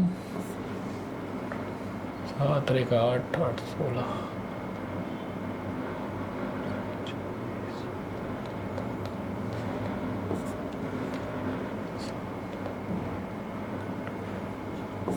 $2870।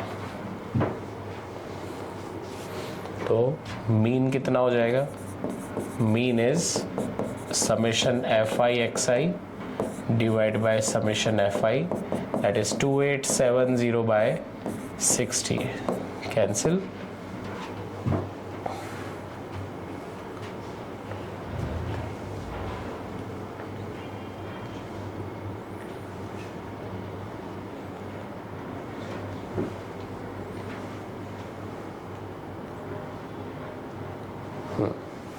सिक्स से डिवाइड कर दें, 6 4 ज़ा 24, 6 7 ज़ा 42, 50 डिवाइड बाय 6, 6 8 ज़ा 48 एंड 6 3 ज़ा 18, 47.83। ऐसे ही यदि आपको मॉड निकालना है तो सबसे पहले मॉडल क्लास चूज करेंगे। मॉडल क्लास है हमारी ये, यानी ये होगा F1 F0 F2। तो मॉड के लिए L plus F1 minus F0 2F1 minus F0 minus F2 into H। तो L इज 40, ये L होता है। F1 13 minus 10, 2 into 13 minus 10 minus 12 और H की वैल्यू 10। 40 प्लस ये हो जाएगा 3 और ये होगा 4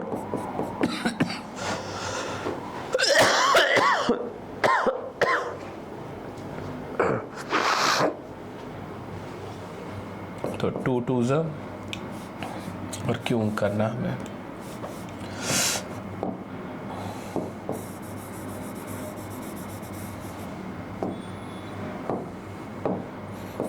यहाँ 4, 30 divide by 4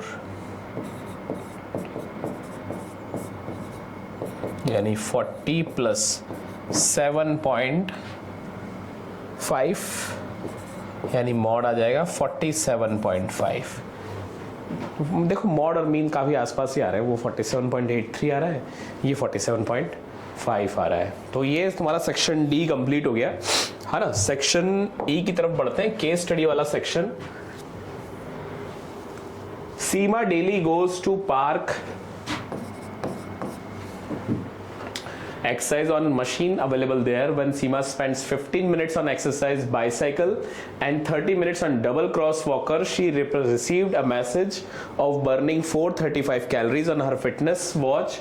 When she spent 30 minutes on exercise bicycle and 40 minutes on double cross walker, she received a message of burning 690 calories. तो ये पेयर ऑफ लीनियर इक्वेशन का क्वेश्चन है, इसमें बर्निंग कैलोरीज आपको एज्यूम करनी पड़ेंगी। लेट कैलोरीज बर्न ऑन किस पे है, बाइसाइकिल पे, इज x पर minute, x calories per minute and calories burn on cross walk is y पर मिनट। तो देखो पहली चीज, represent the following situation in terms of pair of linear equation in 2 variables. तो पहले केस में 15 मिनट बाइसाइकिल पे यानी 15x और 30 मिनट डबल क्रॉस वॉकर पे यानी 30y।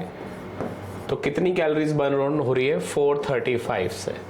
तो देख लो ये पूरी इक्वेशन 15 की मल्टीपल है, तो x प्लस 2y 15 टू ज़ 30 15 9 से, ये first equation.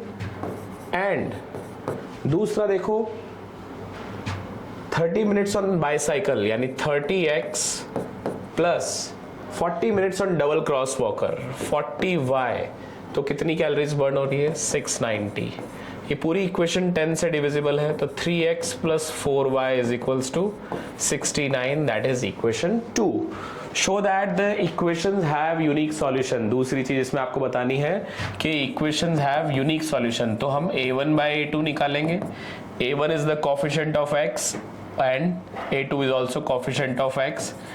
b1 by b2 निकालेंगे, b2 is 2, sorry b1 is 2 and that is 4, 2 1s are 2 2s are, as a1 by a2 is not equal to b1 by b2, so equation have unique solution। फिर तीसरा इसमें पूछा हुआ है solve both the equation and find the values of variable using elimination method, and B है substitution method. तो हम elimination ही करेंगे, सिर्फ सब्स्टिट्यूशन देखते हैं, चलो। हाँ ना, मैं क्या करता हूं, इक्वेशन 1 मल्टीप्लाई बाय 3 क्या हो जाएगा 3x प्लस 2y, सॉरी 3 2 6 हो जाएगा ना, यहाँ पे 3 2 6y and 3 9s are 87, and equation 2 क्या है 3x plus 4y is equals to 69। हम दोनों को सब्ट्रैक्ट करेंगे तो 2y is equals to 8, y is equals to 9 calories per minute. और इसी को आप इक्वेशन 1 में रख दोगे, इक्वेशन 1 में रख दोगे तो x plus 2 into 9 is equals to 29। तो यहां से x मिल जाएगा आपको 29 माइनस 18, 11 कैलोरीज पर मिनट। ठीक है, 9 calories per minute and 11 calories per minute, है ना। बड़ा इजी सा केस स्टडी था, लेकिन थोड़ा सा ट्विस्टेड था भाई, ऑब्वियसली बात है, केस स्टडीज है तो केस स्टडीज तो थोड़ी सी ट्विस्टेड ही आएंगी। देखो 37 देखो, इट सेज के there are many varieties of mushroom available in the world. One such mushroom is Amanita muscaria was a super, ये तो टांग में पैरालिसिस हो जाए बायोलॉजिकल नेम पढ़ते पढ़ते मैथ्स वालों के। तो one such mushroom is Amanita muscaria, has a upper part which is like red cap, hemispherical, and lower part is like white stem, cylindrical। इसको बना लेते हैं, ये हमारे काम आने वाला है। Yes, कैप और ये stem.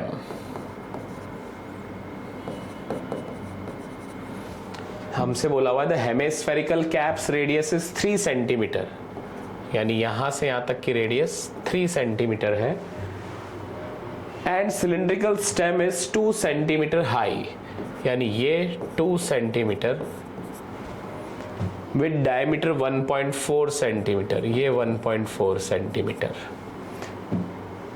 Consider mushroom a solid object, answer the following question. पहला, total height of the mushroom. Total height of mushroom क्या हो जाएगा भाई, ये हाइट तो 2 है, ये वाली, साथ ही साथ यहां से यहां तक की हाइट, इसकी रेडियस यानी 5 centimetre. Find the volume of stem. ओहो, यहां थोड़ी सी रियायत कर दी बोर्ड वालों ने, डायरेक्ट वॉल्यूम ऑफ स्टेम पूछ लिया, दैट इज πr²h, सिलेंडर का वॉल्यूम। तो 22/7, radius is 0.7 and height is 2। 7 से इसको काट देते हैं 0.1 टाइम्स, तो कितना हो जाएगा 4 4 7 28, एंड 28 इंटू 11 डेसिमल 2 डिजिट के बाद 3.08 सेंटीमीटर क्यूब। और तीसरा है determine the volume of 7 such mushrooms.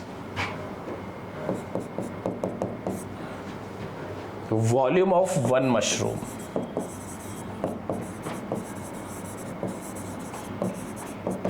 Is equals to volume of hemisphere.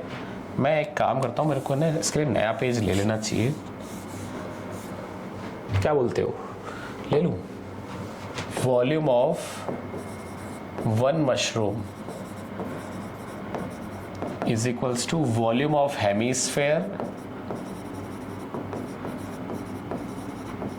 plus volume of cylinder। तो वॉल्यूम ऑफ हेमिस्फेयर क्या होगा, 2/3 pi capital R cube, and volume of cylinder pi R² H। भाई क्या है, दोनों की रेडियस अलग अलग है, तो आप सेम अल्फाबेट मत यूज कीजिएगा। मैं क्या कर रहा हूँ, पाई को कॉमन निकाल रहा हूँ, तो 2/3 R cube and R² H। Value रख देते हैं, पाई 2/3 R क्यूब यानी स्फेयर की वॉल्यूम, स्फेयर की radius, and R² 0.7 and H is 2। तो एक 3 से 3 कट जाएगा, ये होगा 18, ये हो जाएगा 0.98। तो पाई की वैल्यू नहीं रख रहे हम, 18.98 पाई सेंटीमीटर क्यूब। ये एक मशरूम की वॉल्यूम है, हमें निकालनी है वॉल्यूम ऑफ 7 मशरूम्स। अब समझ में आया 7 ही क्यों दिया है, 7 इंटू 18.98 इंटू 22/7, ताकि ये 7 कट जाए। अब 18.98 को आप 22 से मल्टीप्लाई कर लो तो कितना हो जाएगा, मैं इधर रफ में कर देता हूँ, 2 8 16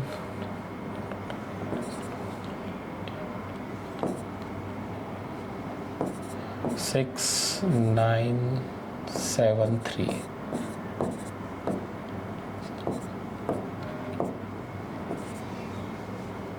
417.56 सेंटीमीटर क्यूब। ये आएगा 7 मशरूम्स का वॉल्यूम। ठीक है, चलो आगे बढ़ते हैं। लास्ट क्वेश्चन पेपर का 38। In a circular museum hall of radius 14 meter, some statues are displayed. Statues are kept inside the inner concentric circles of radius 7 meter. One such statue lying in sector O, A and B is fenced along line OA, AP and PB and BO, where P is the point on outer circle. Based on the above information, find angle M, find measurement of AO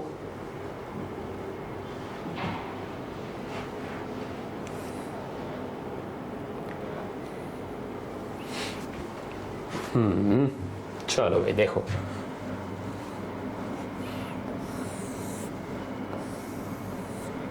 बड़ा circle बना दिया है, तो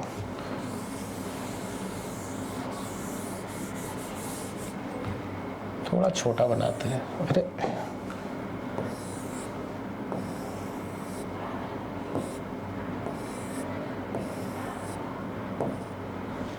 ये है O,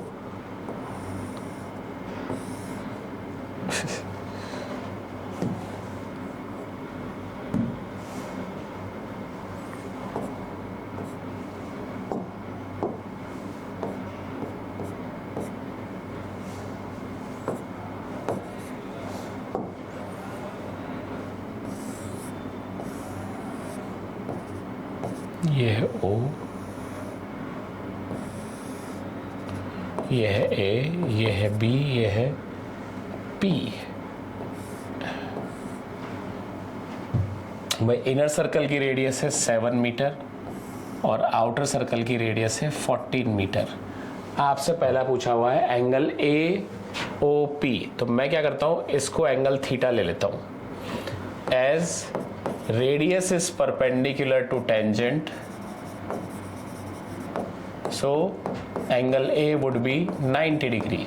तो देखो इस एंगल के रेफरेंस में ओ ए जो है वो तो क्या है, बेस, और ओपी जो है वो हाइपोटेनियस, तभी तो बेस अपॉन हाइपोटेनियस क्या बनेगा, cos theta. O A is 7, OP is 14 and cos theta, sorry cos theta, यानी cos theta is equals to 1/2। तो थीटा कितना हो जाएगा, कॉस में 1/2 60 डिग्री। ये तो आया तुम्हारा एंगल ए ओ पी। दूसरा पूछा हुआ है prove that angle O A P is congruent to triangle O B P. My god, theorem 10.2 in triangle O A P and triangle O B P. इससे अच्छा तो कुछ हो ही नहीं सकता था ना थ्योरम 10.2 को पूछने के लिए, कि उसको केस स्टडी में पूछ लिया। लेकिन थोड़ा सा और क्रिएटिव कर देते तो थोड़ा डिफिकल्ट हो जाता।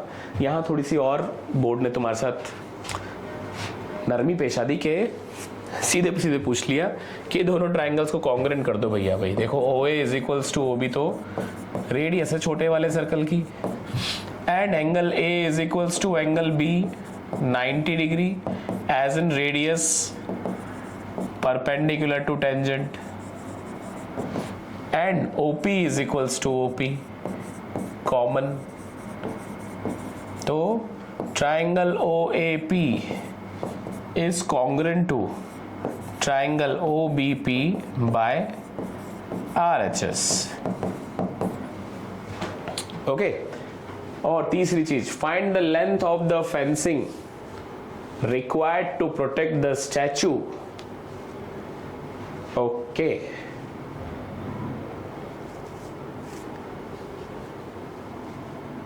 यानी ए से लेके बी तक की आपको लेंथ निकालनी है, ये वाली लेंथ निकालनी है आपको। तो भाई रेडियस तो आपको मिल ही चुकी है 7 metre, length of arc A B, भाई रेडियस तो मिल ही चुकी है 7 मीटर, थीटा है 120 डिग्री। क्योंकि हमने ये 60 निकाला है तो पूरा कितना हो जाएगा, एक काम करते हैं डायरेक्ट लिख देते हैं, angle A O B is equals to twice of angle A O P, 2 × 60 is equals to 120 degree. तो लेंथ ऑफ आर्क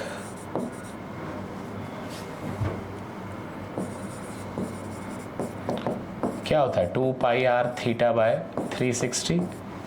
थोड़ा सा लाइट हो गया क्या ये, तो 2 × 22/7, R is 7, थीटा is 120, 360, तो 7 7 कैंसिल, 123 यानी 44/3 मीटर लेंथ ऑफ आर्क। तो ये था भाई chapter, I mean paper, basic का पेपर। ओवरऑल पेपर एनालिसिस करके मैं बताऊं तुम लोगों को, तो बेसिक का पेपर जो था जितना बताया जा रहा है उतना डिफिकल्ट नहीं था, बट बेसिक के बच्चों को डेफिनेटली ये डिफिकल्ट लगा होगा, ऐसा मेरा मानना है। क्योंकि बेसिक के बच्चे क्या है कि इस माइंडसेट से होते हैं कि हमने बेसिक क्यों लिया है। जनरली बेसिक लेने का बच्चों का दो मेन रीज़न होते हैं कि एक, उनको मैथ्स पसंद नहीं है, मैथ्स में उनके मार्क्स नहीं आते, इस वजह से कभी कभी बच्चे बेसिक ले लेते हैं। दूसरा मेन रीज़न बच्चों का बेसिक लेने का होता है कि उनको 10th के बाद आगे मैथ्स नहीं पढ़ना है। और बोर्ड का भी आइडिया यही था बेसिक इंट्रोड्यूस करने का कि भाई जिन बच्चों को 10th के बाद मैथ्स नहीं पढ़ना है वो सेम डिफ़िकल्टी लेवल के पेपर को सॉल्व करके क्या करेंगे, या सेम लेवल का स्टडी करके क्या करेंगे। इस वजह से स्टैंडर्ड और बेसिक अलग अलग किया गया था, है ना। तो ऐसे बच्चे जो इस माइंडसेट के साथ थे कि हमने बेसिक इसलिए लिया है कि हमें आगे मैथ्स नहीं पढ़ना है, बट उन्होंने तैयारी यदि स्टैंडर्ड के हिसाब से की होती तो उनको ये पेपर इजी लगता। लेकिन जो बच्चे इस माइंडसेट से थे कि हमने बेसिक ही लिया है, हम तैयारी भी बेसिक के हिसाब से ही करेंगे, उनको डेफिनेटली ये पेपर डिफिकल्ट लगा होगा। ओवरऑल परसेंटेज वाइज बताऊं तो लगभग 20 to 25% जो क्वेश्चन थे वो टेक्स्ट बुक से थे, चाहे वो डायरेक्ट क्वेश्चन हो चाहे वो थोड़ा ट्विस्ट करके दिए हो। जैसे ये एक्सरसाइज 10.2 से था, सॉरी थ्योरम 10.2 है ना। ये कोन और हेमीस्फेयर को ज्वाइन करके वॉल्यूम निकालना, ऐसा भी टेक्स्ट बुक में है। And linear equation in 2 variable की ये केस स्टडी थोड़ी सी अलग है, लेकिन कहीं ना कहीं टेक्स्ट बुक में इसके जैसी आपको मिल सकती है। जैसे 2 पेन एंड 3 पेंसिल वाली है ना, मॉड डायरेक्ट क्वेश्चन था, इसके जैसा क्वेश्चन टेक्स्ट बुक में है। हाँ 34 का ए जो है वो टेक्स्ट बुक में नहीं है, लेकिन 34 का बी जो है ऐसा सेम क्वेश्चन टेक्स्ट बुक में है। 33 वाला ये टेक्स्ट बुक से है। 32 का बी डायरेक्ट बीपीटी आई है 5 मार्क्स में। हाँ 32 का ए टेक्स्ट बुक से नहीं है, आउट ऑफ सिलेबस है। 31 डायरेक्ट क्वेश्चन, 30 के दोनों, 30 का ए वाला डिफिकल्ट था, लेकिन 30 के बी उसके ऑप्शन में जो रखा वो काफी इजी था। 29 टेक्स्ट बुक से है। 28 का ए वाला टेक्स्ट बुक से है। 26 टेक्स्ट बुक से है। 27 थोड़ा सा एम्बेडेड क्वेश्चन है, ये इसको मैं हॉट्स कैटेगरी में डाल सकता हूँ बेसिक वालों के लिए, बट बाकी ओवरऑल पेपर जो है वो इजी था। एलसीएम एचसीएफ अगेन इजी है। इवेल्युएट टेबल आपको पता है, तो ये टेक्स्ट बुक से ही आपके लिए क्वेश्चन। तो ओवरऑल यदि मैं बताऊं तो 40-45% पेपर जो था वो बेसिक वालों के लेवल का था, उनके लिए हो जाना चाहिए। बाकी जब जो हो गया वो हो गया, इसके बारे में ज्यादा टेंशन ना लें, आने वाले एग्जाम्स की तैयारी करें, कीप स्टडीइंग। हम अगले वीडियो में मिलेंगे स्टैंडर्ड के पेपर को सॉल्व करने के लिए। Till then goodbye everyone and happy learning and all the best for the next exam.